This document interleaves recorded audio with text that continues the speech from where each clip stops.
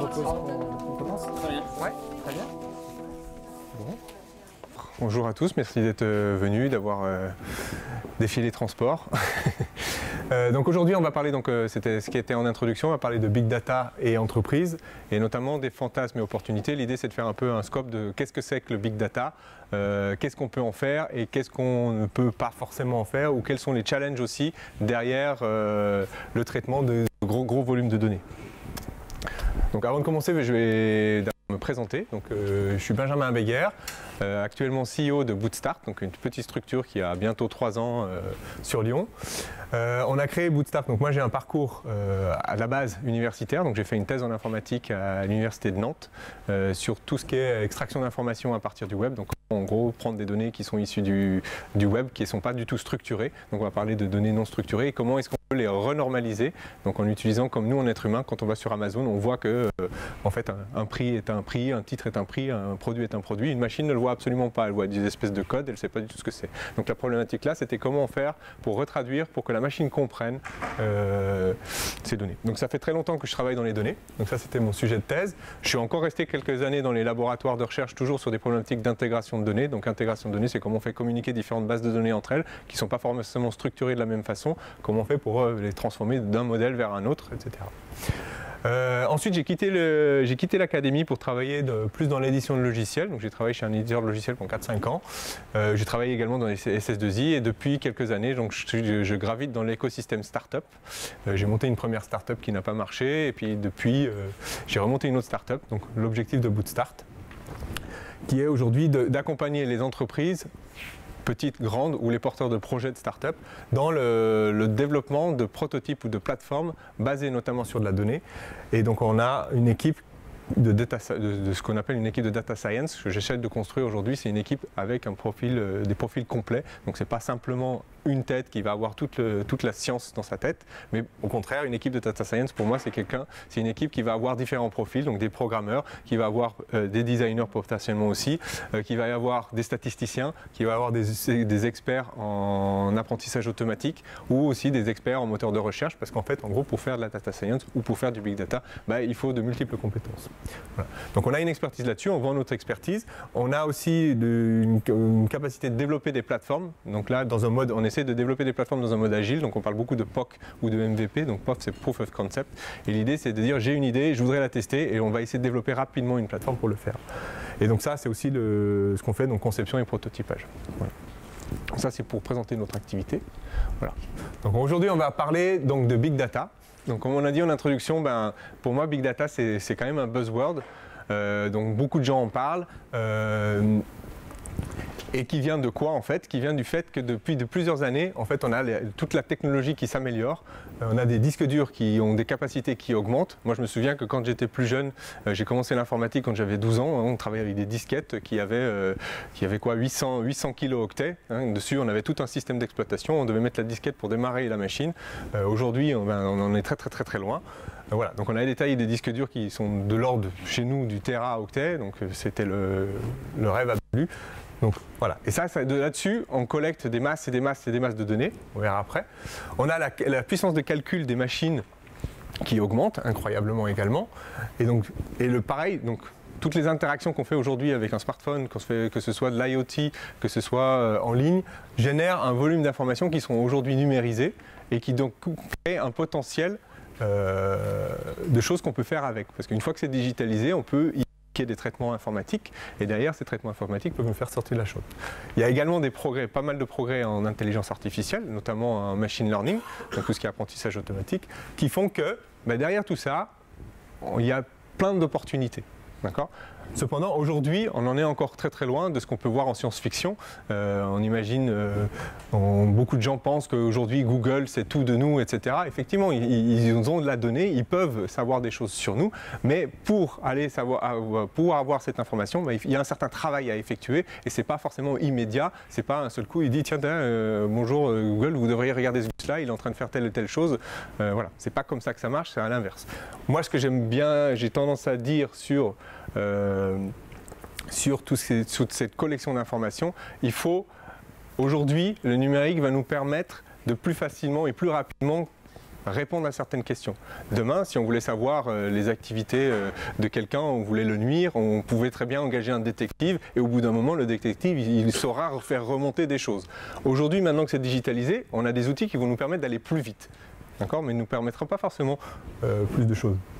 Voilà. Donc une des grosses problématiques, c'est on a Big Data, donc on a un des gros sujets, c'est on a du Big Data, donc c'est bien d'avoir plein de données, mais le tout, c'est pas forcément d'avoir tout ce volume de données, mais c'est travailler plutôt sur comment on va transformer tout cet ensemble de données en quelque chose de plus intelligent et qu'on va pouvoir faire et qu'est-ce qu'on va pouvoir en faire et donc d'améliorer la qualité des données à traiter. Alors, quand on parle Big Data, on entend souvent parler des 5 V. Donc en gros, l'idée, c'est ici de les introduire un peu rapidement, parce que Big Data n'est pas que le volume. Donc le volume, c'est un peu évident, c'est un des challenges derrière le Big Data, c'est d'être en capacité de traiter des très gros volumes de données. Ça, c'est un des premiers challenges. Deuxième challenge, c'est de traiter le sujet de la vélocité. Vélocité, c'est quoi? C'est qu'en fait, en gros, le flux de données, il est continu. Aujourd'hui, on tape sur son smartphone, ça génère de la donnée et il y a des systèmes, si on veut pouvoir les analyser, il va falloir gérer cet afflux de données.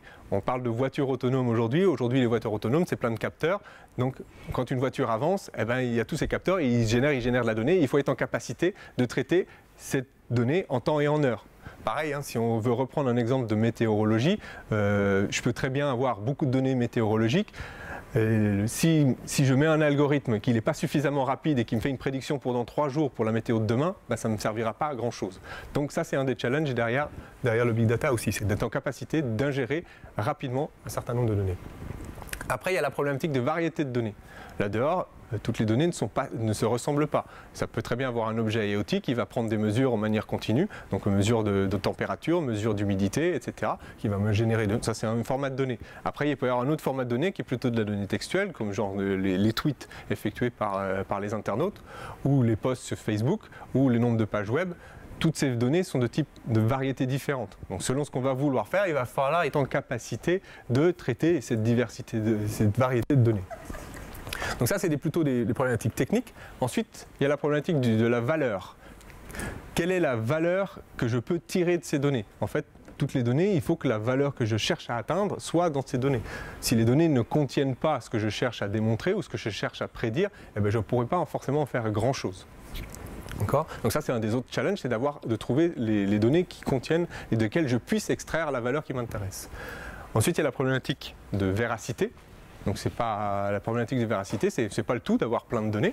Il faut que ces données correspondent à ce que je cherche. Si je veux par exemple faire un sondage, mais je prends que mes données ne sont que issues d'étudiants de 18 à 25 ans, ça ne va pas du tout être représentatif. Je pourrais avoir le volume que je veux de ces données-là, mais ce ne sera pas forcément représentatif de ma population. Donc ça veut dire qu'il faut qu'aussi, et donc il n'y aura pas forcément la véracité que je vais pouvoir tirer de ces données n'est pas forcément la même. Et pareil, si je veux prendre des avis sur Internet, ben les avis, ça ne reste que des avis, ça ne reste que l'opinion des gens qui les ont émis. S'il n'y a qu'une partie de la population qui a émis un là-dessus, ça ne préjuge rien de la véracité de la conclusion que je vais pouvoir tenir sur ces données-là. Donc il faut prendre en compte, ça c'est un autre challenge dans le cadre du Big Data, c'est de réussir à prendre tous ces aspects-là en compte. Donc on peut dire qu'on parle de Big Data quand on a un ou plusieurs de ces problèmes-là.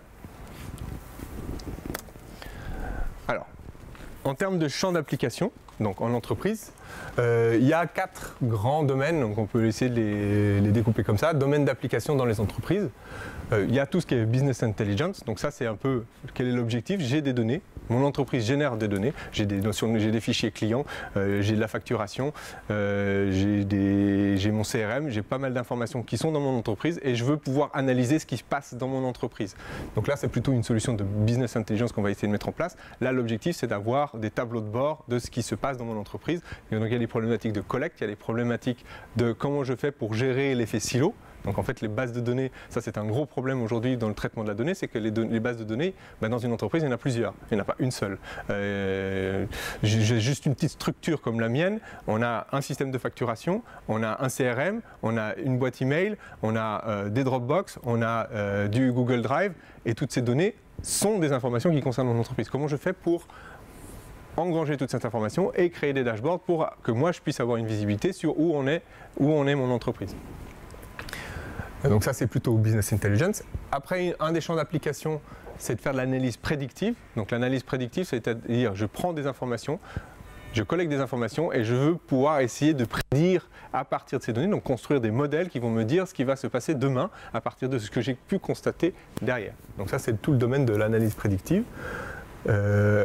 Après, il y a le domaine de l'automatisation par IA. Donc typiquement, une voiture autonome est un bon exemple d'automatisation par l'IA. L'objectif, c'est d'automatiser certaines tâches en utilisant une intelligence artificielle. Et cette intelligence artificielle, elle va se baser sur quoi? Elle va se baser sur un ensemble de volumes de données. Donc pour faire conduire une voiture de manière automatique, c'est des heures et des heures et des heures de conduite qui sont analysées, sur lesquelles sont construits un modèle pour pouvoir prendre de la décision. Donc laisser la machine prendre certaines décisions. Et donc ça, c'est AI Automation. Le quatrième domaine, c'est le domaine du knowledge management. Donc ça veut dire je veux pouvoir gérer la connaissance que j'ai dans mon entreprise, et pour pouvoir gérer la connaissance de mon entreprise, il va falloir aussi, comme pour la business intelligence, c'est un peu lié, il va falloir que je puisse normaliser toutes les informations que j'ai dans mon entreprise et que je puisse en créer une vision un peu plus globale, indépendant de chacun de ces sources de données. Donc la CRM va me donner l'information commerciale, le système financier va me donner l'information financière, mais quand je veux avoir une vision de tout ça, je veux pouvoir savoir est-ce que je vais avoir suffisamment de contrats qui vont rentrer, ou quelles sont les connaissances qu'ont mes collaborateurs, et je veux pouvoir les partager entre eux. Il va falloir que je puisse construire et agréger ça dans un seul endroit. Alors, aujourd'hui, l'information, c'est ce qu'on appelle le nouvel or noir. Il y a plein de champs d'application, elles sont numérisées, on peut y faire calculer des machines, il y a plein d'opportunités. Et les opportunités, il y a une grosse difficulté, notamment nous qui sommes plutôt une entreprise technique, c'est que les applications métiers, il y en a plein, il y en a partout. Il y en a pour gérer les informations clients. Déjà, tout savoir sur mon client, pouvoir regrouper différentes bases sur mes clients, à un moment donné, vont me permettre de créer de la valeur simplement en croisant des données. Typiquement, on a un prospect pour qui on a travaillé, c'est un assureur, ils ont en interne pas la capacité de savoir, parce qu'ils travaillent en silo, pas la capacité de savoir si un client qui a un contrat habitation a également un contrat auto pour pouvoir lui faire une offre parce qu'il est déjà client, parce qu'ils travaillent en silo. Donc déjà pouvoir regrouper, rassembler les informations clients dans un seul référentiel, ça apporte déjà en soi de la valeur. Quels autres types on peut exempter? On peut faire du marketing ciblé, donc là on va faire du profiling, on va utiliser des techniques de big data pour faire du profiling d'utilisateurs, connaître leur comportement, savoir ce qu'ils veulent pour justement pouvoir leur présenter les offres qui vont bien. Donc ça c'est un peu, on en voit toujours aujourd'hui, maintenant quand on voit des publicités sur internet, normalement elles correspondent à peu près à ce que nous on fait et ce qu'on va chercher, elles correspondent à nos recherches sur internet. Donc ça c'est typiquement issu de ce genre d'analyse. On peut faire aussi des études de marché, on peut essayer de faire de la programmation de publicité, donc ça c'est à l'inverse, un peu lié au marketing ciblé, c'est comment je vais pouvoir analyser ce qu'ont fait mes utilisateurs, analyser les clics qui ont eu lieu sur mes publicités pour essayer d'automatiser et d'optimiser la manière dont je vais faire mes choix de publicité et des affichages. Donc, après, ça peut aussi être pour faire plutôt du stratégique, donc côté business, pouvoir prendre des décisions, donc avoir une meilleure compréhension de ce qui se passe dans mon entreprise. Je peux améliorer mes prises de décision à partir de données objectivées. D'accord. Donc ça peut aussi m'aider à faire du coup de la veille commerciale et stratégique. Si je vais analyser ce qui se passe chez mes concurrents sur Internet, sur les réseaux sociaux, je vais pouvoir me dire tiens, là il y a un nouvel acteur qui vient d'arriver. Et donc ça c'est pareil, c'est des techniques d'analyse de big data. Alors, quelques exemples de success stories, de ce qu'on peut faire. Donc ça, c'est pour donner un peu une illustration de ce qu'on peut concrètement faire avec de l'analyse de données. Donc un premier exemple, c'est celui de Xerox. Et en gros, Xerox, ils avaient pas mal de personnes qui quittaient l'entreprise et ils ne savaient pas exactement pourquoi ils quittaient l'entreprise. Donc ce qu'ils ont fait, c'est qu'ils ont essayé de créer un modèle d'analyse prédictive de pourquoi les gens partaient et d'essayer en anticipation de détecter de ces signaux pour pouvoir derrière éviter le départ ou les démissions de leurs employés. Et en utilisant de l'analyse prédictive, ils ont réussi à réduire de 20% les démissions en un an.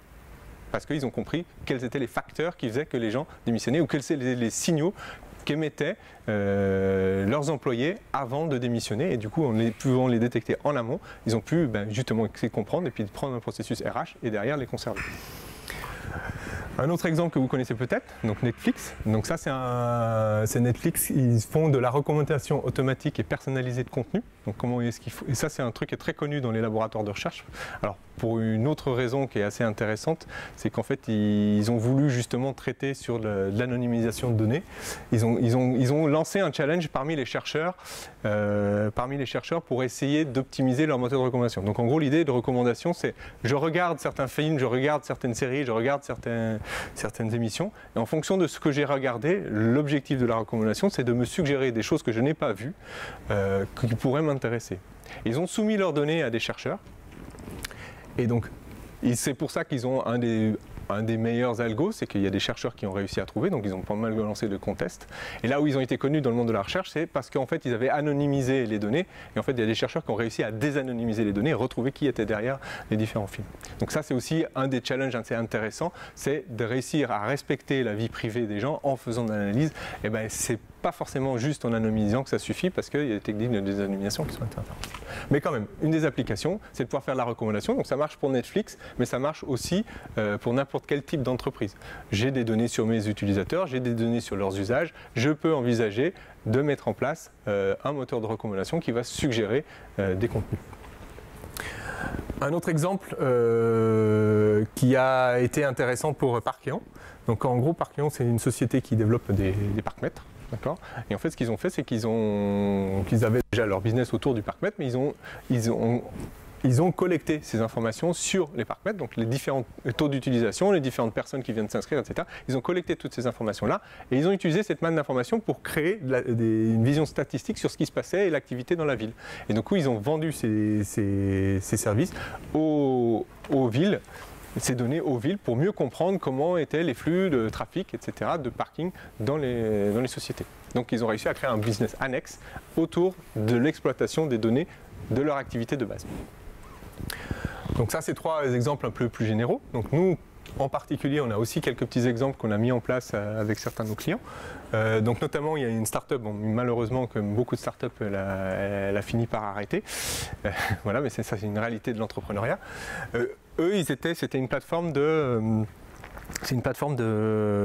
vente, d'une marketplace de vente de jeux vidéo ludiques.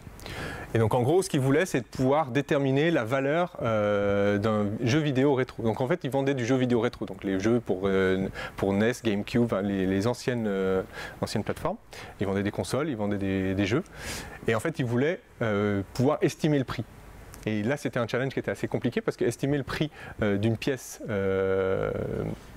une pièce de collection, c'est pas évident parce que il y a la rareté qui vient venir prendre en compte, il y a la qualité de l'objet, notamment si le jeu vidéo est sous blister ou pas sous blister, ça n'a pas du tout la même valeur sur le marché de l'art ludique. Donc là, ce qu'on a fait avec eux, c'est qu'on a essayé d'utiliser les données issues d'une autre plateforme pour essayer de faire une prédiction du prix auquel pourrait être vendue la plateforme. Donc ça, c'est un exemple d'appliqué, donc déterminer un prix de marché d'un objet. Pour Hello Tomorrow, qui est un grand concours de start-up international, on a mis en place un système plus de knowledge management. Donc là, le challenge, ce n'était pas tellement sur l'analyse prédictive ou des analyses compliquées. Là, le challenge, c'est qu'ils avaient beaucoup d'informations sur différentes start-up. Donc ils ont des start-up qui viennent concourir tous les ans à leur start-up.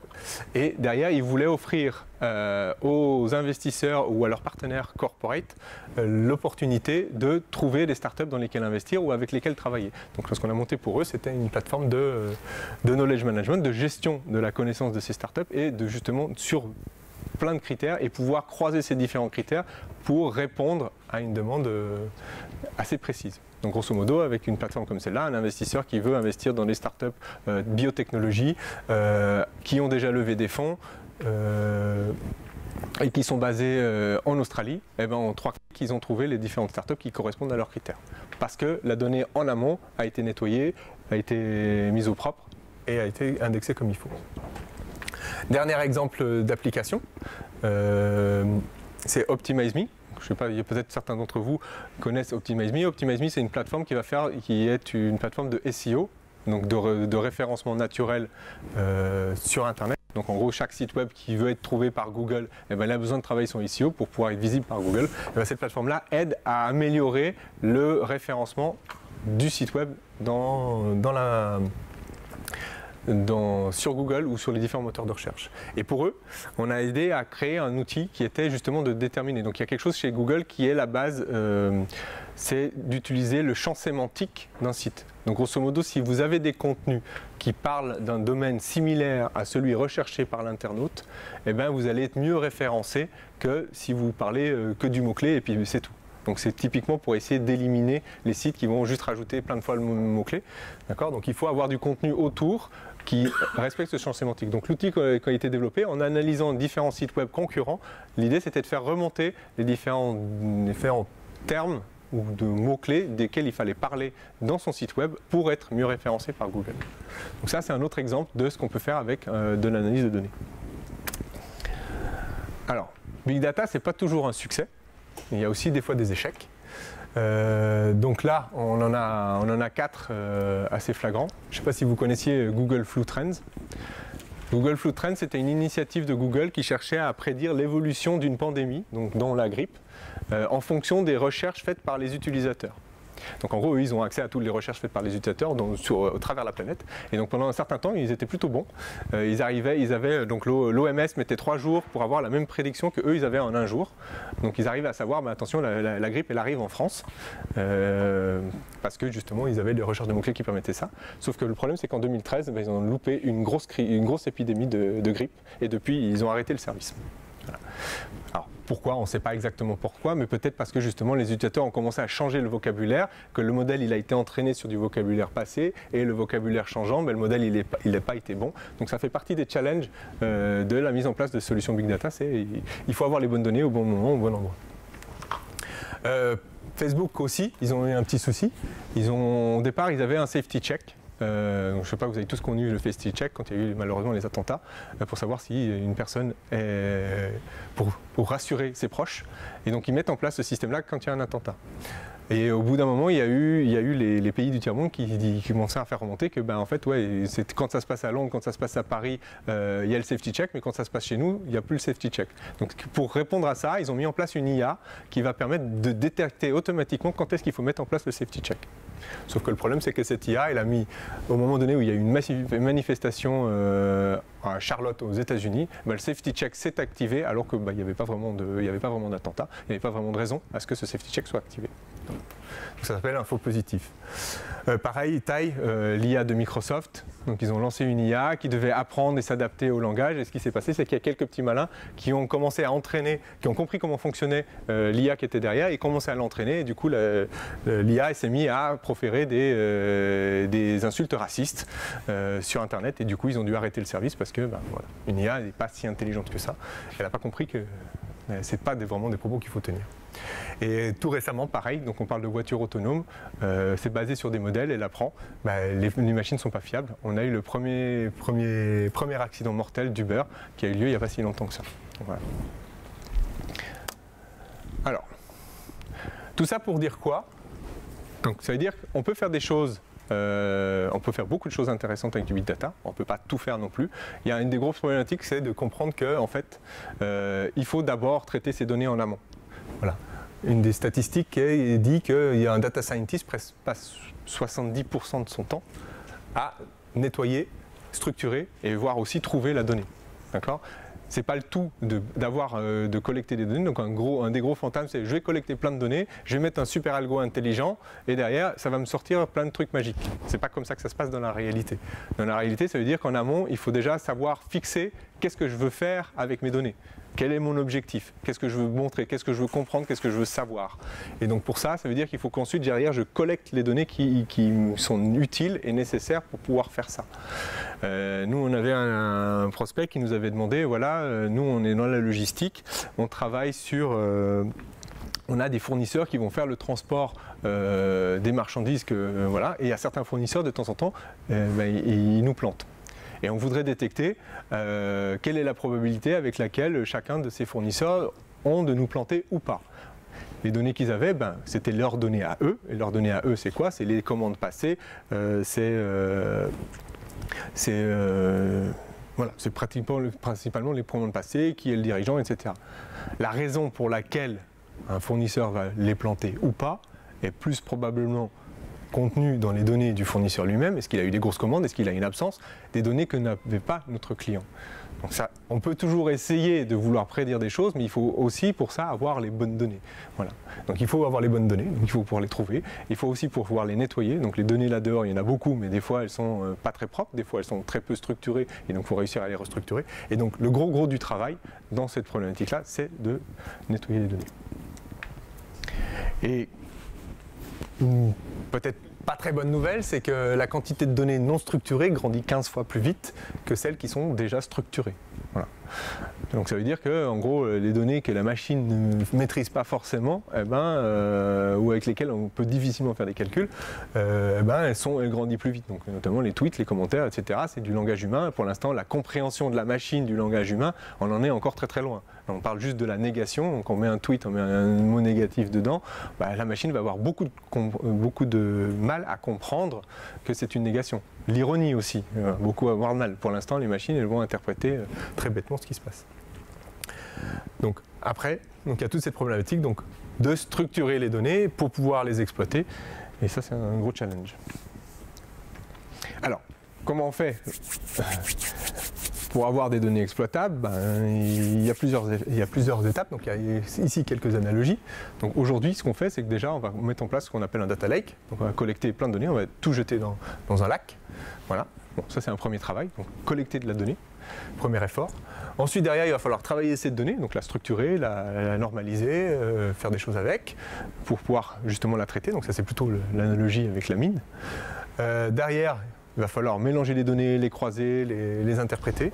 Donc ça, c'est la fonderie. Ensuite, il va falloir collecter toute cette connaissance dans un fort pour qu'on puisse y accéder. Et derrière, on peut aussi les rayonner pour essayer de l'organiser un petit peu pour mieux y accéder. Donc avant d'avoir des données exploitables, il y a quand même certaines étapes et certains efforts à réaliser pour y arriver. Alors, pour ça, il y a des outils. Il y en a plutôt plusieurs, il y en a plutôt pas mal. Donc ça, c'est un peu le landscape de ce qu'il faut. Donc quand on veut faire du big data, il faut de l'infrastructure. Donc ça veut dire qu'il faut des machines, il faut qui soient capables de faire des calculs, qui peuvent être distribués ou pas. Donc après, il y a différentes technologies. On peut faire du SQL, qui est la base de données classique. On peut faire du NoSQL, donc là, plusieurs bases de données, où là, on va peut-être être plus rapide, mais c'est beaucoup plus difficile de faire ce qu'on appelle des jointures, donc faire du croisement de données. Il va y avoir toutes les plateformes d'analytics. Donc là, c'est comment je vais prendre des données et pouvoir les analyser et en sortir des choses intelligentes, donc dont les plateformes de BI, dont les plateformes de Complete, donc dont les plateformes de machine learning. Donc, grosso modo, machine learning, ce qu'on va vouloir faire, c'est j'ai des données, je veux classer ces données, et il va falloir que j'apprenne, que je dise à la machine comment je veux les classer. Cette machine, il va falloir appliquer un algo dessus. Donc là, il y a des technos qui vont permettre de faire ça. Il y a des plateformes de traitement de la langue. Voilà. Et aujourd'hui, en fait, ce qui se passe, c'est que dans le scope, il n'y a pas un outil de big data, il n'y a pas un outil d'IA non plus. Il y a plein d'outils. Et un des gros challenges, c'est, pour mon problème, quels sont les outils que je vais faire communiquer entre eux. Et que pour aujourd'hui, l'IA, elle est très loin d'être proche de ce qui se passe en science-fiction. C'est que on va pouvoir répondre à une problématique, et pour répondre à une problématique, c'est probablement plusieurs de ces outils qu'il va falloir combiner entre eux. Voilà. Nous, en particulier, on est pas mal spécialisé dans tout ce qui est search, donc on est un peu tout en bas, là-bas, dans un coin, sur les moteurs de recherche. Voilà. Donc, ça laisse... voilà.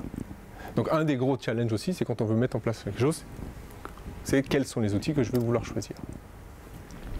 Alors, avec tout ça, comment passer de tout ce potentiel, de ce que je peux faire, comment je vais essayer de prendre mon problème à moi et de le transformer en un projet réaliste et réalisable.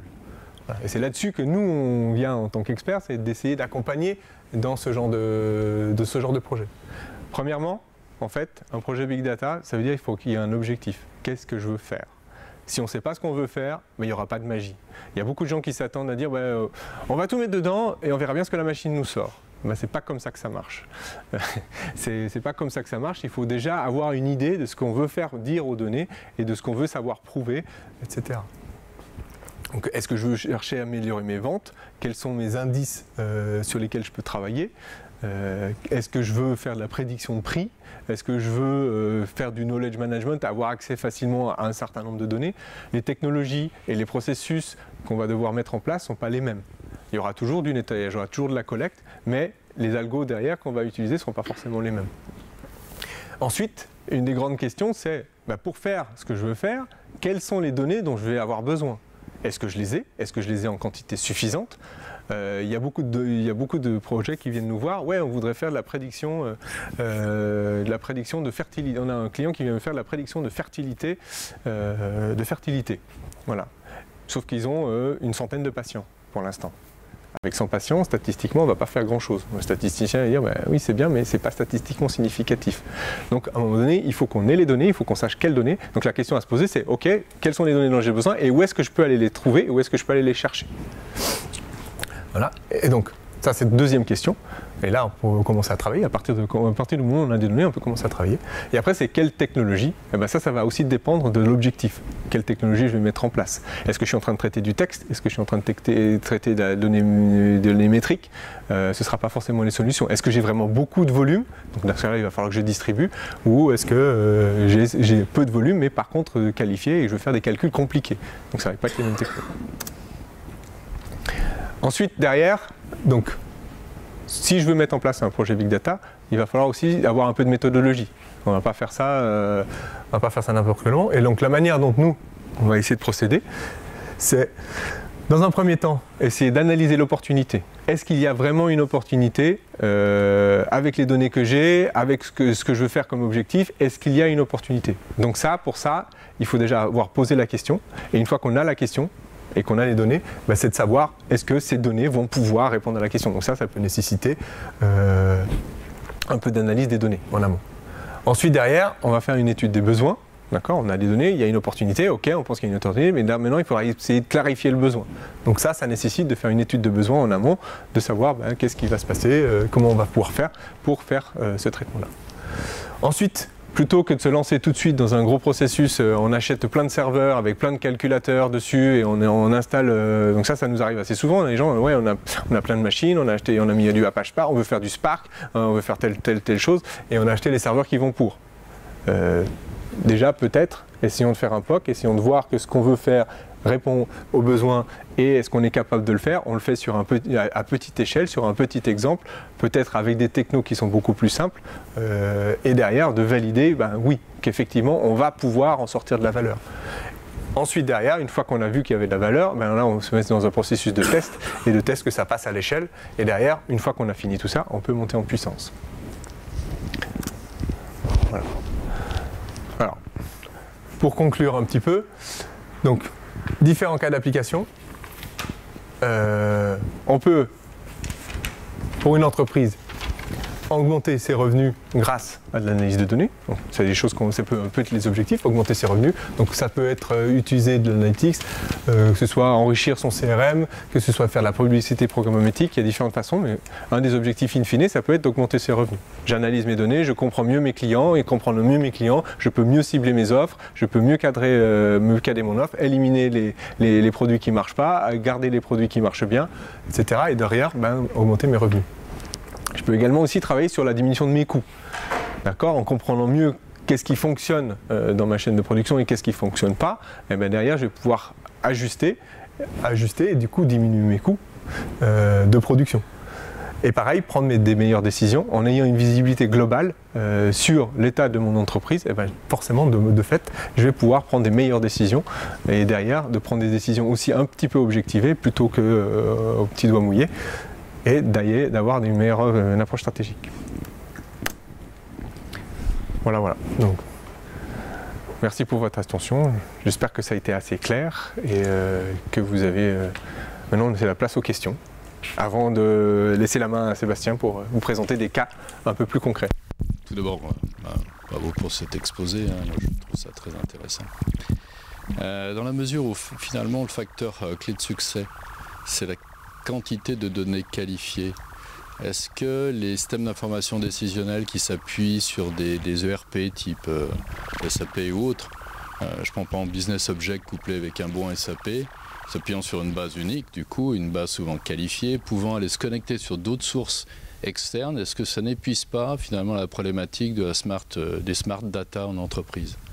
Parce que, vous le disiez vous-même, on a une vitesse de croissance des données non structurées ou semi-structurées qui est énorme. Donc on va avoir de plus en plus de travail de traitement de l'information. Et vous l'avez dit également vous-même, on utilise assez peu les données en entreprise, finalement. Donc est-ce qu'aujourd'hui, finalement, des solutions déjà internes ne répondent pas à 90% des problématiques d'entreprise? Alors je ne dis pas le reste, hein, je parle du business, du BI là. Alors, qui ont SAP et qui ont SAP, oui, ou SAP ou autre, mais qui l'utilisent comme il faut. Ouais, parce que SAP, c'est quand même une grosse usine et ça contraint beaucoup l'entreprise qui va l'utiliser. Et donc là, en gros, on a un prospect qu'on espère un jour client qui s'est retrouvé dans une boîte qui avait SAP, ils avaient beaucoup de choses qu'ils arrivaient à faire. Il s'est retrouvé dans une nouvelle boîte qui a été notamment celles qui ont grossi par acquisition, donc par croissance externe, où là les systèmes d'information sont très variés, où là il n'y a pas de SAP, et mettre en place un SAP, ça peut être très douloureux. Dans ce cas-là, oui, ça fait sens. Et toutes ces problématiques-là, elles arrivent quand il s'agit justement de renormaliser les données et croiser les données issues de sources différentes. Et donc là, il y a un très gros travail à faire. SAP, évidemment, si on a tout bien SAP, un bon business object, on aura très facilement les reporting qui vont bien. Voilà. Mais avoir ces mêmes reporting dans un contexte où il y a plus de croissance externe, plus de variété dans les données, bah, ça est beaucoup plus compliqué. J'avais une autre question, puisque dans quelques mois, on a le règlement général sur la protection des données qui arrive et qui va imposer quand même des contraintes très fortes en termes de profilage. Quel impact en fait sur le travail de valorisation de ce big data? Ouais, non, ça va être un très très grand sujet. Bon, il y a plein de choses qui se disent là dehors. Je pense que ce qu'il va falloir faire, c'est déjà, alors, si c'est pour analyser des tendances, il va falloir justement jouer sur tout ce qui est anonymisation des données. Sachant que l'anonymisation des données était un très très gros challenge. J'ai bossé justement sur Big Data et Privacy dans le labo pendant un an, il n'y a pas si longtemps que ça. Et en gros, déjà juste pour identifier une seule personne avec des coordonnées GPS, il suffit 3 coordonnées GPS relativement régulières, on a identifié une personne unique. Alors, je ne pense pas que la loi, le RGPD, elle aille aussi loin. Hein, les attentes de la CNIL et des organismes européens équivalents, ils n'iront pas aussi loin que ça. L'objectif, c'est de permettre de... En fait, je pense que la RGPD, l'objectif, c'est de dire aux utilisateurs quelles données on a sur eux et qu'est-ce qu'on en fait. Et si l'analyse prédictive et les analyses font partie du contrat qu'on a fait avec les utilisateurs en leur disant, ben voilà, on va utiliser vos données pour faire de la recommandation de films, il faudra leur dire. C'est plus une question de transparence que... voilà. C'est juste, c'est plus que de la transparence, c'est un consentement qui est recherché. Oui. Et l'objectif de la RGPD, c'est de s'assurer que ce consentement il est bien présent et que les traitements d'informations de données qui sont faits derrière se font avec le consentement éclairé. Oui. Donc mais ça c'est plus en amont de la collecte de la donnée. C'est au moment donné où on va avoir des données sur un utilisateur, il va falloir lui dire quelles sont les données qu'on a et lui dire pourquoi on va les utiliser. Et si l'analyse derrière en fait partie, il faudra l'éclairer sur on va faire de l'analyse, on va l'utiliser pour faire de la recommandation. Et voilà. Si je peux me permettre, on en reparlera un petit peu. Oui, je crois que... prochain cas. Merci. Bonjour. Merci pour ce diaporama.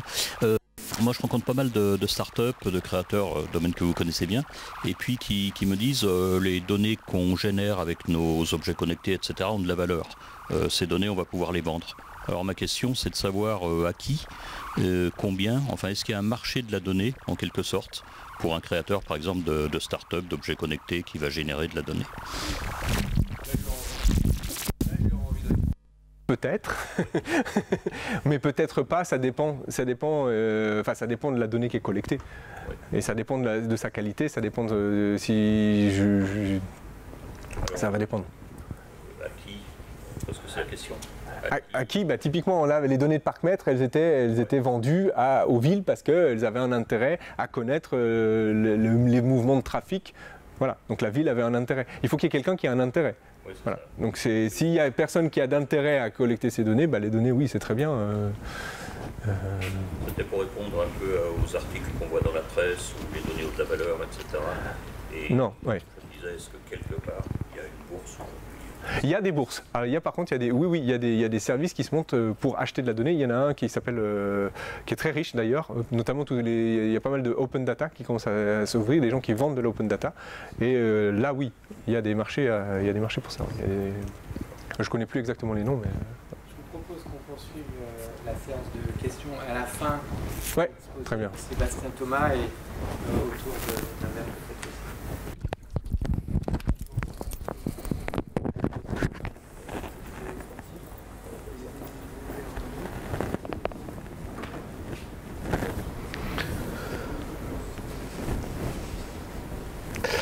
Bonsoir à tous, donc je suis Sébastien Thomas, cofondateur d'une société qui s'appelle Data Galaxy. J'ai un petit passé d'architecte data.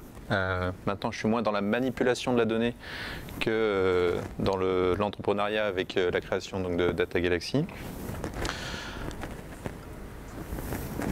Et pour vous présenter très brièvement Data Galaxy est une plateforme qui va permettre de faire ce qu'on appelle de la cartographie de données. C'est-à-dire qu'on ne va pas être dans la manipulation de la donnée, mais au contraire dans une tentative d'explication d'où se trouve la donnée, comment elle est transformée et comment est-ce qu'elle est utilisée, quelle valeur on va pouvoir en tirer. Donc on n'est pas tant dans la méthodologie de traitement telle que peut la pratiquer Benjamin et Bootstart, dans comment est-ce que j'exploite mes données, mais vraiment comment est-ce que je comprends mes données et comment je peux en tirer de la valeur. Je pense que ce que Benjamin a très bien expliqué tout à l'heure, c'est que pour bien valoriser la donnée, ce qui est important, c'est d'avoir d'abord un objectif. Qu'est-ce qu'on veut faire de cette donnée? Eh bien, nous aujourd'hui, ce qu'on propose avec Data Galaxy, c'est le fait de dire on comprend la donnée, on sait où la trouver. La statistique, j'ai à peu près la même sur la partie data scientist. Comment est-ce qu'on peut trouver les informations? C'est finalement cette notion de data catalogue qui commence à émerger maintenant. Le fait de dire où est-ce que je peux trouver l'information, sous quel format et comment est-ce que je vais la récupérer. La notion d'équipe également. Benjamin disait qu'un data scientist aujourd'hui tout seul, il serait bien en peine de... on présente souvent le data scientist comme un super-héros. Non, en fait, le data scientist n'est pas un super-héros, il travaille dans une équipe. C'est important que les gens puissent travailler ensemble. Donc dans Data Galaxy, on propose cette excellence opérationnelle, le fait de pouvoir communiquer en équipe autour de la donnée. Et puis la dernière partie qui est implicite avec la partie cartographie, c'est justement la partie conformité réglementaire dont le RGPD apparemment vous avez l'air de bien connaître, donc on en reparlera un petit peu. Ce que je vais vous présenter ce soir, c'est deux cas d'usage, donc typiquement un cas de profilage et un cas de maintenance, dans lequel on a utilisé des données, un petit peu d'algorithmie, mais surtout, encore une fois, on a vraiment cherché à répondre à une problématique qui doit être clairement identifiée dès le départ. C'est un projet qui a été mené par un cabinet avec qui on est partenaire et qui utilise aujourd'hui Data Galaxy. Le cabinet Bielix, c'est une entreprise qui est spécialisée dans la data performance, donc un petit peu un confrère de Bootstart. Et c'était un projet qui a été fait pour les bailleurs sociaux. Je ne sais pas si vous avez suivi l'actualité, notamment l'année dernière, avec la problématique de la baisse des APL.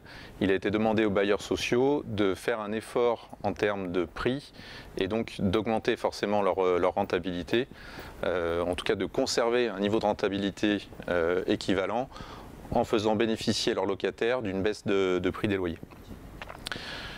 Or, les bailleurs sociaux, anciennement HLM, ils ont une problématique qui est très forte, c'est qu'ils ont pour locataires des personnes qui ne sont pas fortunées et qui n'arrivent pas toujours à régler leur loyer. Donc l'objectif du projet, clairement, c'était de dire comment est-ce que je peux faire en sorte d'éviter de mettre mes locataires en situation d'impayé, qui s'accompagnent ensuite par des procédures de contentieux qui peuvent être longues, qui souvent n'aboutissent pas d'ailleurs. Donc c'est anticiper, comment est-ce que je peux anticiper quand mes locataires vont être en impayé. L'objectif étant donc clairement défini, ils sont passés à la méthode Big Data, comment est-ce qu'on peut faire avancer sur répondre à cette problématique. Première chose, identifier les données qu'on a à disposition. Là encore, Benjamin l'a bien dit tout à l'heure, sans données et sans données appropriées, on ne peut rien faire. Donc là encore, l'importance de la collaboration entre les différents membres de l'équipe est très importante. Qu'est-ce qui fait qu'on sait si on a les bonnes données ou pas? Et bien, ce sont les experts métiers qui vont nous orienter pour dire, ben voilà, on a telle donnée dans le système d'information, de notre expérience, il peut y avoir tel type de données qui vont nous aider à répondre à cette problématique.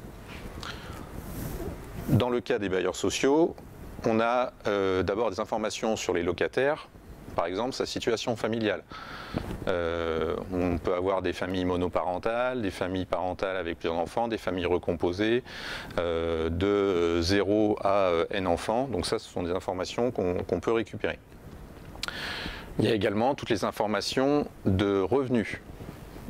Si j'ai des personnes retraitées, on va avoir des retraites, on peut avoir des subventions pour des personnes handicapées, on peut avoir des revenus, évidemment des salaires, on peut avoir des traitements, voilà. On peut avoir tout un tas d'informations qu'on connaît, puisque en plus ces informations sont nécessaires par rapport à l'attribution des APL.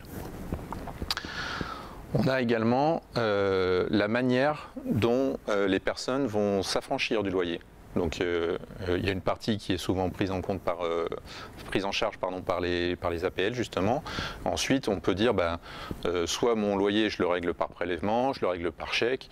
Il y a encore beaucoup de bailleurs sociaux qui ont des problématiques aujourd'hui parce que les personnes viennent régler en liquide au comptoir du bailleur social. Ce qui pose pas mal de problèmes en termes de flux de caisse, etc. Mais en tout cas, tout ça pour dire, il peut y avoir plein de modes de règlement différents qu'on va prendre en compte dans cette anticipation des impayés. Il n'y a pas que la partie locataire qui est importante, il y a aussi toute la partie patrimoine immobilier. Quel est le type de logement que je loue à la personne? Est-ce que c'est un T1, un T3, un T4? Et on voit déjà que, en tout cas on peut imaginer que des personnes qui sont dans un T2 mais qui sont à 5 dedans, voilà, on peut imaginer qu'en croisant ces informations-là, ça va peut-être nous faire ressortir d'autres informations pertinentes. Le montant du loyer évidemment fait partie des éléments importants. Et également, quel est le type de logement? C'est-à-dire qu'on peut imaginer que quelqu'un qui vit dans un logement limite insalubre ne va pas forcément avoir très envie de payer son loyer si par ailleurs il est obligé d'utiliser son argent pour faire d'autres choses.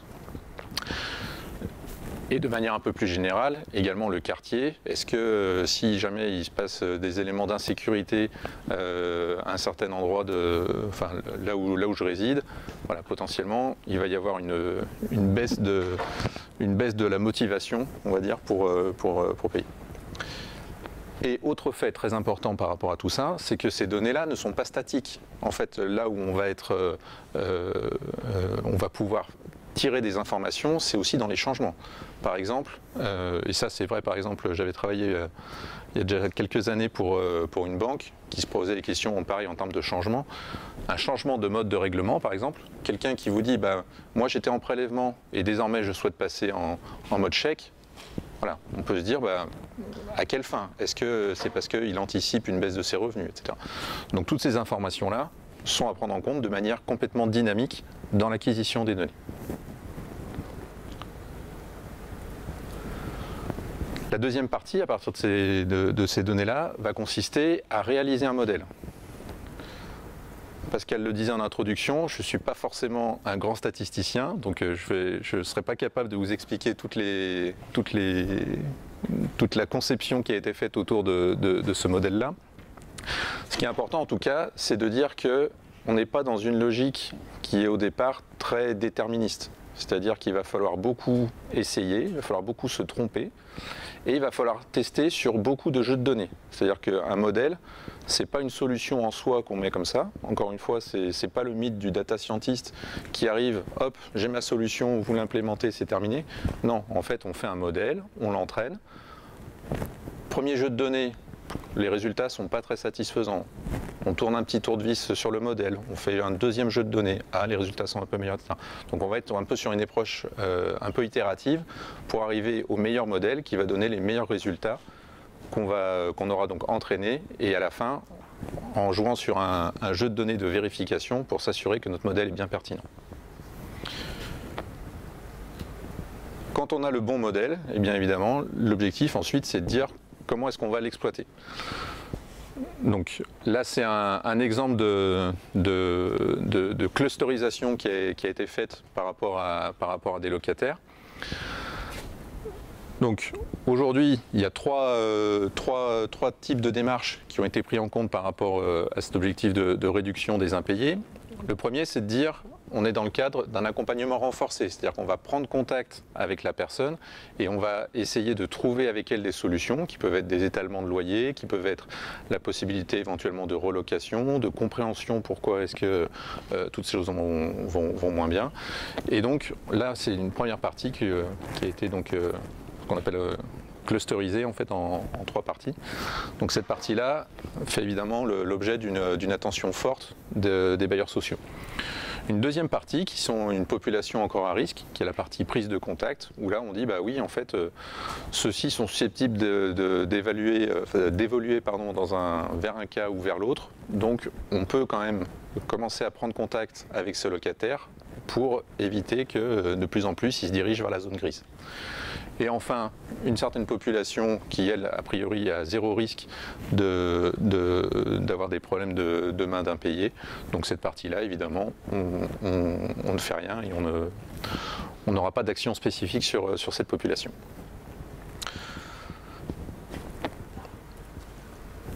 Alors, effectivement, pour revenir justement sur le RGPD, c'est le fait d'utiliser des informations sur des locataires, donc avec des revenus, avec des informations familiales, avec voilà, tout ce que ça peut comporter en termes d'habitation, les adresses, etc., pose un certain nombre de questions par rapport à la vie privée. Et donc, effectivement, aujourd'hui, je me doutais que la notion arriverait un petit peu. Quel cadre juridique aujourd'hui par rapport à cette utilisation des données personnelles? Donc là, c'est des locataires, mais évidemment, ça s'applique à toutes les questions par rapport au big data. Donc aujourd'hui, qu'est-ce qu'on appelle données personnelles? C'est tout ce qui peut nous permettre de revenir directement ou indirectement à un individu. Donc dans le cadre de GDPR, donc ça concerne tous les citoyens européens, et toutes ces informations-là aujourd'hui peuvent nous permettre de revenir à une personne. Donc c'est aussi bien sur des données structurées, avec des informations d'état civil, standard, mais également l'adresse fait partie aujourd'hui des données personnelles, comme votre photo, puisqu'aujourd'hui ça permet de vous identifier, donc c'est potentiellement, enfin c'est pas potentiellement, c'est sûrement une donnée personnelle. Par rapport à GDPR, donc aujourd'hui il y a beaucoup il y a vraiment plein de points qui sont importants. Il y en a un que j'ai mis en gras, puisque là en l'occurrence pour ce cas d'usage qui nous intéressait, c'est le fait de dire que tout le monde, enfin tout citoyen européen désormais avec GDPR a le droit d'avoir un traitement personnalisé, c'est-à-dire qu'il ne soit pas juste issu d'un algorithme pour le traitement de son dossier ou de son cas. Par exemple, là dans le projet qui a été mené par mes collègues de Bialix, la solution n'est en aucun cas le fait de dire cette personne-là est à risque, donc on ne la prend pas comme locataire, ou on va la mettre dehors très rapidement, parce que non. Ça, ce serait déjà c'est pas très humain déjà comme traitement. Et ensuite, encore une fois, il peut y avoir des erreurs dans le modèle. Donc il y a toujours à la fin un jugement qui est laissé à une personne humaine qui va pouvoir dire est-ce que je fais ou pas ce que la machine me recommande. D'accord? Donc c'est important que, en tout cas, on sache que tout ce qu'on fait, derrière, c'est le libre arbitre d'une personne dont c'est le métier de trancher en faveur de telle ou telle démarche. Donc on retrouve effectivement ce qu'on disait tout à l'heure, la notion de consentement explicite et positif. Il y a un point aussi qui est important, c'est la notion du droit à l'oubli, le fait de pouvoir effacer les données. Donc aujourd'hui, c'est vrai qu'on avait une certaine vélocité pour dire on est capable d'acquérir les données. La grande question, c'est est-ce qu'on aura la même vélocité pour effacer les données. Pour rappel, il y avait déjà une charte à l'oubli numérique qui avait été faite par la CNIL et par plusieurs sociétés, mais qui n'engageait que les signataires. Donc notamment Google l'avait signé déjà. Bon, ils effaçaient les données, des fois pas, voilà, c'est pas toujours très réactif. Qu'est-ce qu'il y a d'autre d'intéressant?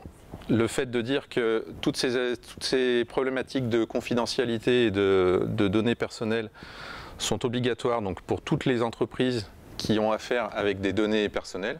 Donc il y avait déjà eu un arrêt, même chose, un arrêt Facebook par rapport à un citoyen autrichien qui ne voulait pas que ses données soient expatriées aux États-Unis.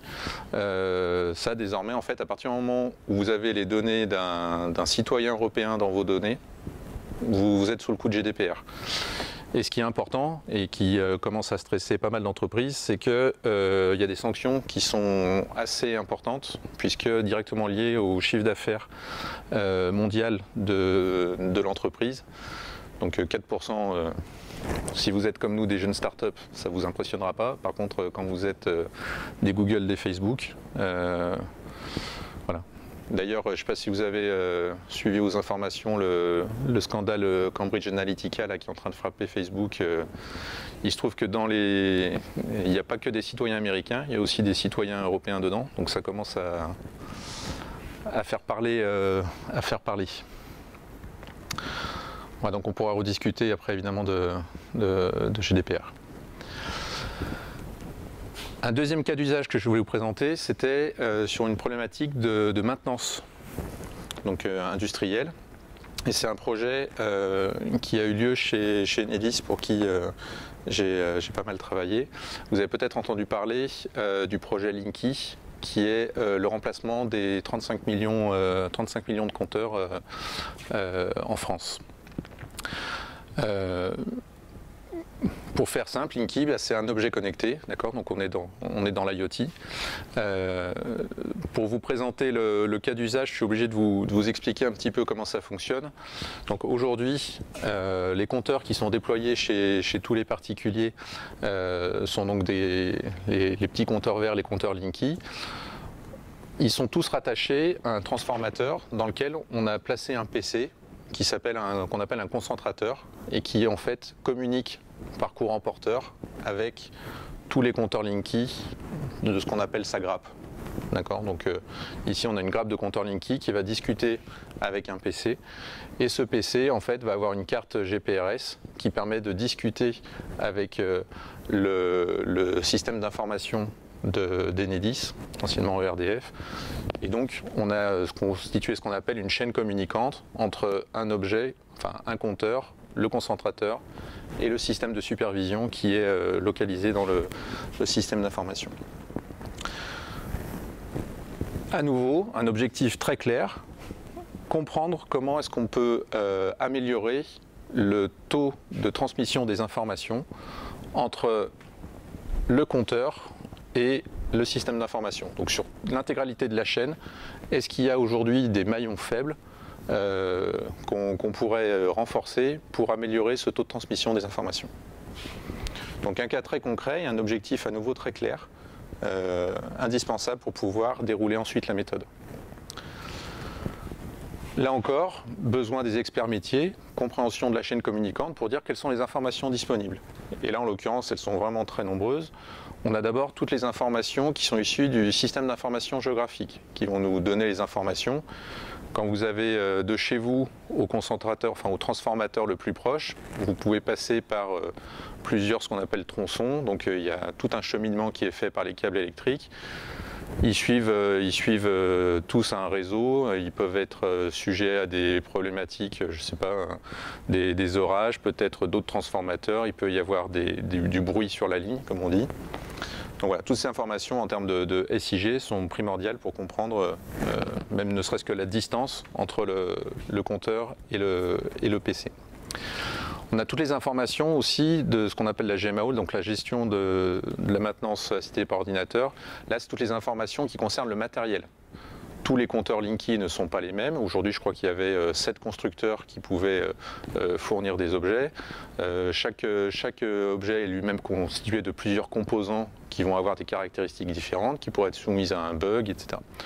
Donc on a toutes les caractéristiques des matériels, excusez-moi pour la faute d'orthographe, dans cette GMAO.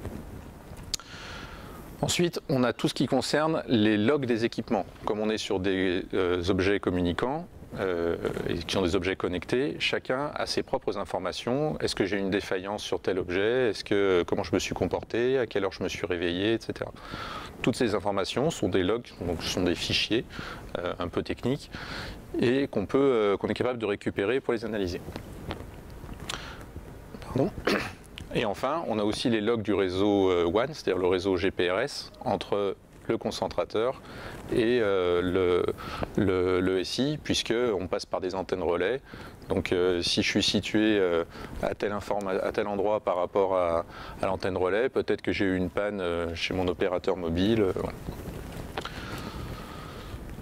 Parmi toutes ces données, à nouveau le même principe, on a appliqué une méthode. Donc, toujours pas moi qui l'ai fait, hein, ce sont les data scientists embauchés par Enedis, qui sont appuyés à la fois sur des données structurées et sur des données semi-structurées qui sont stockées aujourd'hui sur une plateforme spécifique. Donc c'est le data lake, hein, et l'entrepôt, les fameux rayonnages dont parlait Benjamin tout à l'heure. On a utilisé une technologie, en l'occurrence des algorithmes avec un outil qui s'appelle R, pour langage de programmation pour définir les algorithmes. Et on a trouvé des résultats. Ce qui est intéressant par rapport au fait de tirer les conclusions, donc là en fait on n'est pas vraiment dans une solution qu'on va exploiter comme tout à l'heure, c'est quelque chose qui était très ponctuel, de dire qu'est-ce que je peux faire pour avoir un résultat pratique. Mais ce qui est intéressant, c'est que en fait, il se posait beaucoup de questions pour dire est-ce que je pourrais améliorer les performances, par exemple, en ayant un meilleur matériel. Donc potentiellement, je sais qu'il aurait fallu que je paye pour augmenter peut-être la capacité de mon compteur ou de mon PC. Est-ce que ce sont des questions de distance géographique? Auquel cas, peut-être qu'il aurait fallu que je mette des amplificateurs à un endroit, etc. Et en fait, ils se sont rendus compte que par rapport au système de grappes dont je parlais tout à l'heure, comme on est sur des matériels qui sont capables de communiquer entre eux, le meilleur moyen pour augmenter le taux de performance entre un objet source et le point final, c'est en fait de multiplier le nombre d'objets sources. Puisque plus vous avez d'objets à un endroit, plus ils vont communiquer entre eux, et plus le signal qu'ils vont avoir va être fort. Donc en fait, le seul moyen, en tout cas le moyen le plus important pour dire comment est-ce que j'augmente mon taux de collecte, c'est d'accélérer le déploiement, la pose de mes compteurs Linky. Donc en fait, là on est sur un cas où potentiellement, s'ils s'étaient dit, oui, il faut que j'augmente la force du signal pour avoir plus de choses, ils auraient fait des dépenses qui auraient été potentiellement importantes. On parle de 35 millions de compteurs, donc ne serait-ce que 5 € pour mettre un amplificateur sur chaque ligne. Vous voyez le coût que ça aurait eu, plus d'une centaine de millions, alors que finalement, juste en réfléchissant à comment bien déployer les objets, les compteurs sur une même grappe, on augmente systématiquement le taux de collecte.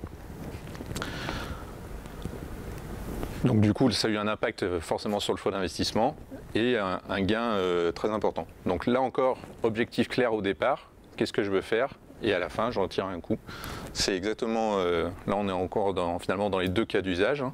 D'un côté, tout à l'heure avec les impayés, comment est-ce que je limite mes coûts? Et là, comment est-ce que j'augmente ma performance? Donc comment est-ce que je peux améliorer ça? Du coup, un autre questionnement qui vient par rapport à cette partie-là, c'est plus comment est-ce que je peux gérer aujourd'hui la variété des sources. Donc on disait que on a plusieurs types de sources, que ce soit des sources qui ont des informations différentes, mais aussi qui ont des formats différents. Donc aujourd'hui, la question est base de données, fichiers JSON, etc. Et l'autre question qu'on aurait pu se poser aussi, c'est donc tout ça va engendrer des problématiques pour croiser les données.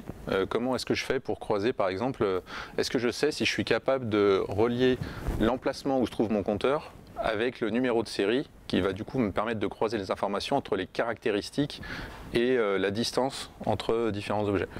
Donc toutes ces questions-là aujourd'hui posent beaucoup de problèmes en termes d'incompréhension, beaucoup de problèmes de compréhension de la donnée et savoir comment est-ce qu'elle est stockée, comment est-ce que je peux les croiser. Donc ça c'est le chiffre dont parlait Benjamin tout à l'heure, le fait de dire que on passe beaucoup de temps à savoir comment chercher les données et comment les croiser. Et il y a un terme aussi dont on commence à parler, c'est la notion de dark data. C'est-à-dire qu'aujourd'hui, il y avait une étude, je crois que c'est Veritas l'année dernière, qui disait que si on considère le patrimoine des données de l'entreprise, on va avoir donc beaucoup de données, incluant les données non structurées, hein, c'est-à-dire tous les documents, les PDF, les mails, etc. Sur ce patrimoine de l'entreprise, vous avez à peu près 40% de données, vous ne savez même pas qu'elles sont présentes dans l'entreprise. Donc c'est là en fait qu'il y a un gisement de valeur, après encore faut-il savoir l'exploiter, mais en tout cas c'est là qu'il y a un gisement de valeur qui a moyen de creuser. Et donc le questionnement aujourd'hui, c'est de dire comment est-ce qu'on peut mettre en place des notions de data catalogue, donc ça commence à arriver ça. Et un data catalogue aujourd'hui va consister à aller chercher toutes les informations justement disponibles dans l'entreprise. Comment est-ce que je vais recenser ces informations? Comment est-ce que je vais les présenter? Donc l'objectif évidemment c'est ensuite de pouvoir donner un sens précis à cette donnée-là, pour finalement pouvoir expliquer comment je vais croiser mes différentes sources afin d'en tirer de la valeur.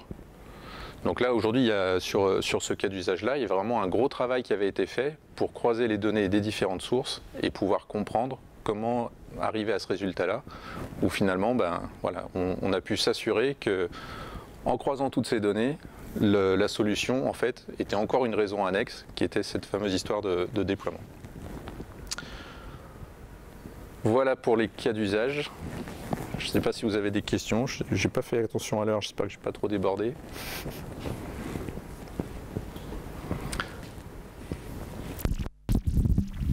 Merci. Je ne sais pas si vous pouvez avec le RGPD, s'il vous plaît. Ouais. Par rapport à ce qui était écrit en gras sur la non-automatisation, je crois, des traitements de données, c'est ça? Voilà. Et c'est vrai que dans la pratique, moi j'ai eu il y a fort longtemps à faire un stage chez un organisme de crédit à la consommation et il n'y avait pas beaucoup d'humains dans la décision qui était prise lors de l'accord d'un crédit. Enfin, c'était du scoring derrière et je pense que c'était appliqué par la personne en agence sans... Et je pense pas que ça ait changé aujourd'hui et du coup je pense qu'entre la loi et la réalité, l'application, dans beaucoup de cas, ça ne doit pas fonctionner de cette façon-là. Aujourd'hui, le RGPD, en fait, ça peut être cette année. Donc si c'était fait jusque-là, malheureusement, je ne suis pas sûr qu'ils étaient jusque-là hors la loi. Ça va être toute la question en fait quand on parle de... Il y a beaucoup de personnes en ce moment qui disent RGPD, ça peut être aussi une super opportunité. Je pense qu'en tout cas, ça peut être une très bonne occasion de se poser la question, est-ce que je fais un travail qui est intéressant et est-ce que je le fais humainement? Quand je dis humainement, en fait, c'est justement en se fiant sur autre chose que des traitements automatisés. Après, en fait, malheureusement, je pense qu'il y aura toujours des personnes pour dire regardez, oui, c'est bien une personne qui traite votre dossier. C'est-à-dire que la personne, en fait, elle aura le résultat du scoring. Nous vous recommandons de refuser ce dossier. Vous êtes d'accord? Et la personne, en fait, potentiellement, elle passera sa journée à cliquer sur oui, je suis d'accord, oui, je suis d'accord, oui, je suis d'accord. On dirait, regardez, c'est bien un humain qui a pris la décision. Ça, malheureusement, on ne peut pas arriver à un certain stade. Je pense qu'on ne pourra pas forcer les entreprises qui le souhaitent. Ça va être un nouveau travail à la chaîne, en fait. Oui, je me suis assuré du consentement, oui, j'ai validé. Voilà, donc ça va être juste un travail hyper pénible. Après, en tout cas, je pense que ce qui est important, c'est que aujourd'hui, c'est quelque chose qui n'était pas couvert par la loi. Donc c'est la bonne opportunité pour se questionner sur est-ce que c'est pertinent. Moi je le vis ça, cette question du dossier, on le vit en tant que start-up, puisqu'évidemment on est basé sur des financements, on a besoin au départ pour se financer d'aides publiques, et on est content quand même de dire regardez mon dossier, sur les chiffres aujourd'hui, on ne peut pas dire que ce soit super, on perd de l'argent. Par contre, c'est là où on fait appel au jugement humain de la personne. Jugez notre idée, est-ce que vous ne pensez pas qu'elle a un potentiel? Parce que la machine, ça par contre, elle ne le voit pas. Donc c'est expliquer à tout le monde qu'il y a le scoring, qui est une chose, mais qui est aujourd'hui basé certes sur des faits concrets, mais qui par contre ne prend pas tout ce qui est justement de l'ordre du flou, du diffus. Et là, c'est vraiment à la personne humaine de se poser à chaque fois la question, est-ce que tout ce qui est autour et qui peut former une présomption de faux positifs ou de faux négatifs sur l'algorithme va faire en sorte qu'on prend la bonne décision à l'arrivée. Mais c'est vrai qu'on certains défauts pas faciles à gommer dans les entreprises, je pense. Merci. J'aimerais vous poser une question en fait sur comment on peut mettre la data au service de la ville durable, d'une ville plutôt solidaire, parce qu'aujourd'hui on voit que la ville intelligente, elle est co-construite avec des projets plutôt comme vous l'avez présenté Enedis avec le compteur. En fin de compte, on parle d'intelligence, un compteur intelligent, mais on voit pas, c'est plutôt, il y a un côté très économique dans le projet, mais en fin de compte, il ne sert pas vraiment peut-être le. Merci. Alors après, je connais pas tous les chiffres de Linky et je suis malheureusement pas encore un expert en Smart Cities. Ce qui est sûr, c'est que aujourd'hui, je pense qu'il y a vraiment beaucoup à gagner avec le traitement des données. C'est-à-dire que le potentiel que représentent les données pour les Smart Cities, c'est par exemple, donc imaginez en termes de, déjà pour tout ce qui concerne les compteurs, tout ce qui est consommation d'électricité. Aujourd'hui, on peut le voir soit comme une menace par rapport à notre vie personnelle, par exemple, si on prend le cas de GDPR, le fait de dire « Ah bah oui, on veut analyser mes données, c'est pour savoir si j'ai pas besoin demain de changer mon grille-pain et que du coup on me propose un grille-pain parce que j'ai vu que dans mon compteur, j'avais un truc qui était sans place. » Là, effectivement, on peut se poser des questions. En revanche, tout ce qui est Smart City, c'est aussi la gestion des équilibres électriques. Notamment, voilà, on a connu une période de grand froid. Est-ce qu'il n'y a pas des choses à imaginer pour dire, en termes de... un des avantages de Linky, par exemple, c'est le fait de dire que les réseaux, en fait, sont capables de se réparer eux-mêmes. Et ça, en fait, c'est lié au fait de savoir quels sont les compteurs qui communiquent avec justement ce fameux concentrateur pour identifier et localiser les problèmes qu'on peut avoir sur le réseau. Éventuellement, préparer à distance le fait de dire que les utilisateurs vont être coupés moins longtemps de leur électricité, puisqu'on va mettre comme un interrupteur pour dire plutôt que de passer par ce chemin-là, je vais passer par tel autre. Donc on voit aussi qu'il peut y avoir des avantages en termes d'utilisation. Côté Smart Cities, par exemple, toutes les données, aujourd'hui, toutes les données de circulation.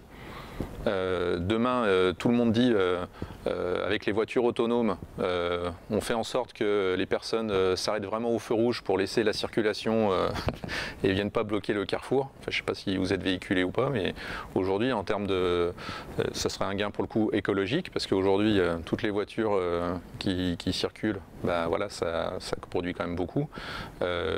Voilà, des systèmes de désengorgement, de fluidification du réseau, de fluidification et de meilleure utilisation des énergies pour éviter le gaspillage, etc. Voilà, je pense qu'il y a vraiment plein de choses à faire. Mais là, c'est vraiment un sujet particulier. Et la question qui se pose encore, c'est de dire comment est-ce qu'on peut faire en sorte de se poser la bonne question. Donc là, il faudrait être expert métier en Smart Cities pour dire les données vont me permettre de répondre à des questions. C'est quoi la bonne question? Pour rebondir là-dessus, pour répondre au Smart City, il a parlé d'un exemple qui a été validé par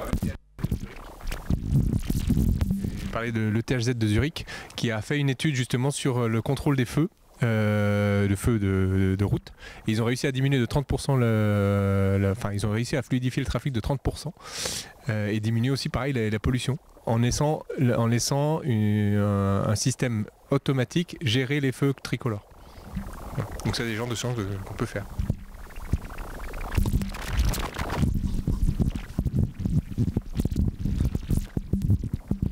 Merci. Non, vous avez en partie répondu en fait à la question que je vais vous poser. Mais j'en ai une autre néanmoins. Je pense qu'effectivement le nouveau règlement européen, il a pour objectif en fait vraiment la défense des libertés publiques et individuelles. Néanmoins, il y a quelques failles. Vous avez évoqué celle là sur les décisions automatiques. Effectivement, il suffit d'avoir une personne qui revalide derrière. Il y en a une autre au passage sur le droit à l'oubli. C'est celle que posent les sauvegardes actuellement. On ne sait pas véritablement comment gérer la problématique des sauvegardes qui quelquefois ont des profondeurs sur 10 ans. Voilà, donc c'est juste cette remarque-là. Non, moi j'avais une question en fait en tant que professionnel.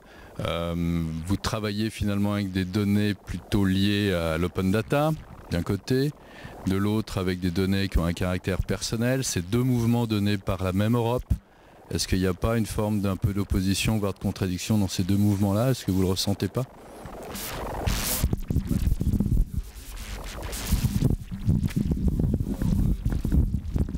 Une question pour Benjamin. Et par contre, juste pour plus soyer votre problématique par rapport aux contradictions sur notamment les durées de rétention, on se pose la question, nous, parce que par exemple pour garder les bulletins de salaire de nos employés, il faut qu'on les garde 5 ans.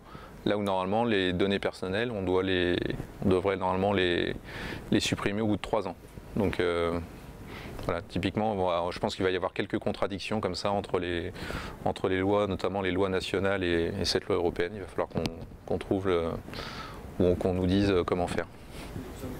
Mais est-ce que du coup les entreprises sont sensibles elles-mêmes au fait de rendre leurs données aux utilisateurs, peut-être pour qu'eux-mêmes reviennent vers eux avec des services à leur donner?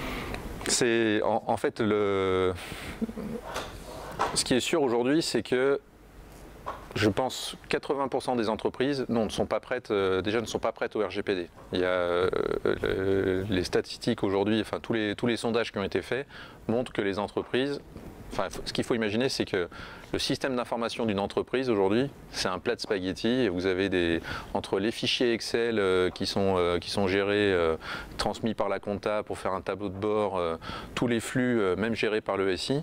Quand vous avez un projet de système d'information aujourd'hui, vous pouvez être sûr que si vous déployez un nouveau système RH, depuis le développement jusqu'à la production, vous avez des données personnelles qui se promènent de partout. Donc le fait de dire est-ce que les sociétés alors, le droit à la portabilité, c'est une chose, mais d'une manière générale, de toute façon, tout le règlement européen aujourd'hui va être... les sociétés ne sont pas du tout prêtes. Après, il y a, selon les sociétés, il y a aussi deux approches qui sont juste liées à la société en elle-même. C'est est-ce qu'elles ont envie d'aller vers cette partie-là, ou est-ce qu'au contraire, elles se disent... Voilà, elles voient plutôt ça comme une menace en disant on va me déposséder d'un certain nombre de données. C'est le principe de ce qu'on appelle l'attribution. En fait, c'est à partir du moment où les données m'appartiennent, j'ai l'impression que, à partir du moment où je les ai stockées, j'ai l'impression qu'elles sont à moi. Non, en fait, le RGPD, c'est en ça qu'il signe un vrai coup d'arrêt. S'il dit maintenant les données des citoyens européens appartiennent aux citoyens européens. Vous avez pu les collecter, vous avez pu faire tout ce que vous voulez. S'ils vous les demandent, vous devez les rendre. Et vous devez effacer tout ce que vous avez. Après, est-ce que les sociétés vont se plier à ça facilement ou pas? Je pense que ça va vraiment dépendre de l'éthique des sociétés, quoi. Après, la problématique de la portabilité, c'est un sujet qui... Ça veut déjà dire qu'il faut se mettre d'accord sur un format. Quand on voit déjà, quand il y a un intérêt à avoir des formats standardisés, déjà maintenant, pour les intérêts, plutôt la bataille à l'inverse, chacun définit son format dans son coin et dit oui, c'est soit là, c'est le format.